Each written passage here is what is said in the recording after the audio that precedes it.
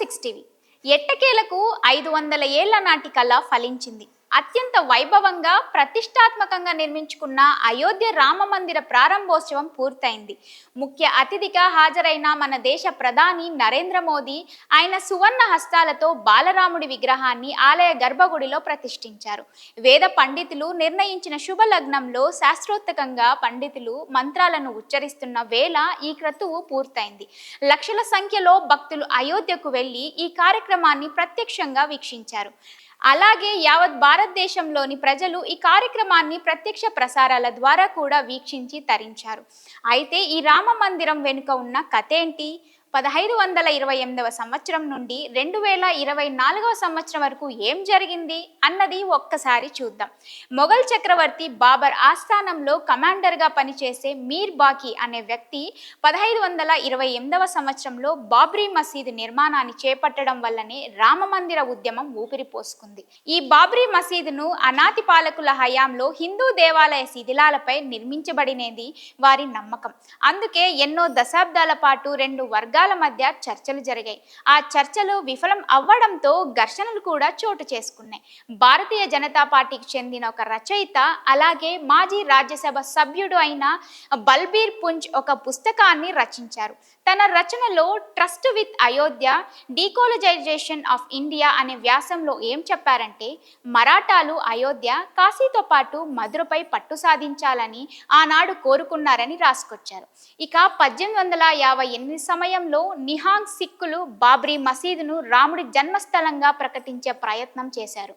అయితే దానివల్ల అసలే వివాదాస్పదంగా ఉన్న స్థలంపై నియంత్రణ సాధించడం కోసం ఇరు వర్గాల్లో పట్టుదల పెరిగింది. ఆ పట్టుదలే పోరాటానికి బీజం పడేలా చేసింది. రాబోయే సంఘర్షణలను సూచిస్తుంది. భారతదేశ అత్యున్నత న్యాయస్థానం ఈ విషయంలో సంచలన తీర్పును ఇచ్చింది. 2019వ సంవత్సరంలో ఇచ్చిన ఆ తీర్పు చరిత్రలో నిలిచిపోయింది అని చెప్పొచ్చు. నిహాంగ్ బాబా ఫకీర్ సింగ్ ఖాల్సా 25 మంది నిహాంగ్ సిక్కులతో కలిసి మసీద్ ఆవరణలోకి చొరబడి మసీదు ఉన్న ప్రదేశం రాముడి చారిత్రాత్మక జన్మస్థలమని వాదించారని పేర్కొంది. ఈ కేసుల విషయానికే వస్తే మొట్టమొదట న్యాయస్థానాన్ని ఆశ్రయించిన వ్యక్తిని గుర్తు చేసుకోవాలి. ఆయన పేరు నిర్మోహి అఖరా. పూజారి రఘుబర్ దాస్. 1885లో మసీదు బయట ప్రాంగణంలోని ఆ ఆలయాన్ని నిర్మించేందుకు అనుమతి కోరుతూ ఆయన కోర్టులో పిటిషన్ వేశారు. ఇక ఆనాడు బ్రిటిష్ పరిపాలన కొనసాగుతుంది. అయోధ్య నగరంలోని హిందువులు అలాగే ముస్లింల ఏదైతే తమదంటే తమదని వాదిస్తున్నారో ఆ ప్రార్థన స్థలాలను గురించే స్థలం చుట్టూ కంచె వేసింది బ్రిటిష్ సర్కారు. అప్పుడు వేసిన కంచె దాదాపు 90 సంవత్సరాల పాటు అలాగే ఉండిపోయింది. అది 1949వ సంవత్సరం డిసెంబర్ 22వ తేదీ రాత్రి సమయంలో బాబ్రీ మసీదు లోపల రామ్లల్లా విగ్రహాలను ఉంచారు.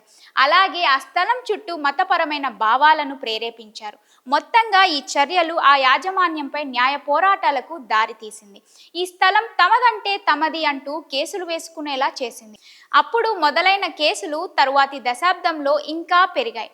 నిర్మోహి అఖారా విగ్రహాలను పూజించే హక్కులను కోరుతూ కేసులు వేయగా సున్నీ సెంట్రల్ వక్ఫ్ బోర్డు స్థలాన్ని స్వాధీనం చేసుకోవాలని కోరింది. ఇక 1986లో కాంగ్రెస్ ప్రభుత్వం రాజీవ్ గాంధీ నేతృత్వం వహించిన కేంద్ర సర్కారు బాబ్రీ మసీద్ తాళాలు తెరిచి హిందువులు లోపల పూజలు చేయడానికి అనుమతించింది.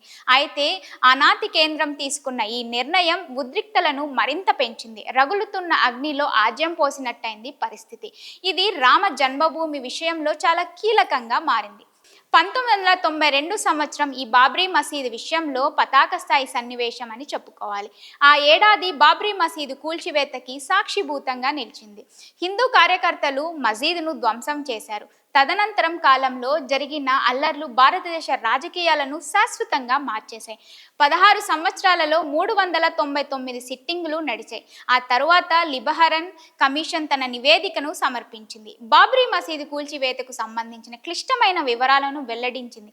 తద్వారా కీలక నేతలను అందులో ఇరికించింది. లిబహరన్ కమిషన్ 2009వ సంవత్సరంలో తన నివేదికను సమర్పించింది. లాల్ కృష్ణ ఆద్వానీ, అటల్ బిహారీ వాజ్పేయితో పాటు ఇతర బీజేపీ నాయకులు పేర్లను చేర్చింది. ఈ విధారణను దాదాపు 17వ సంవత్సరాల తర్వాత ప్రారంభించింది. రామ మందిరం విషయంలో 2019 గుర్తుండిపోతుంది.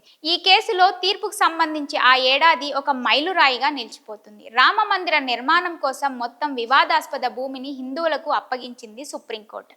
అలాగే మసీదు నిర్మాణం కోసం ప్రత్యామ్నాయ స్థలాలను కేటాయించింది. దీంతో సమస్య పరిష్కారం కావడంతో మన దేశ ప్రధాని నరేంద్ర మోదీ రామ మందిర నిర్మాణం కోసం పునాది రాయి వేశారు. ఆలయ నిర్మాణం కోసమే శ్రీ రామ జన్మభూమి తీర్థక్షేత్ర ట్రస్ట్ ఏర్పాటు చేయబడింది. అది ఆలయ నిర్మాణాన్ని మరింత సుగమం చేసింది. వివాదాల తెరను తెంచుకొని బయటపడడం, ఆలయ నిర్మాణం సాఫీగా జరిగిపోవడంతో ఆలయ నిర్మాణానికి శంకుస్థాపన చేసిన ప్రధాని నరేంద్ర మోదీనే ఆలయంలో రఘునందుడైన బాలరాముడి విగ్రహాన్ని ప్రతిష్ఠించారు. మరిన్ని ఇంట్రెస్టింగ్ అప్డేట్స్ కోసం స్టే ట్యూన్ టు 6 టీవీ.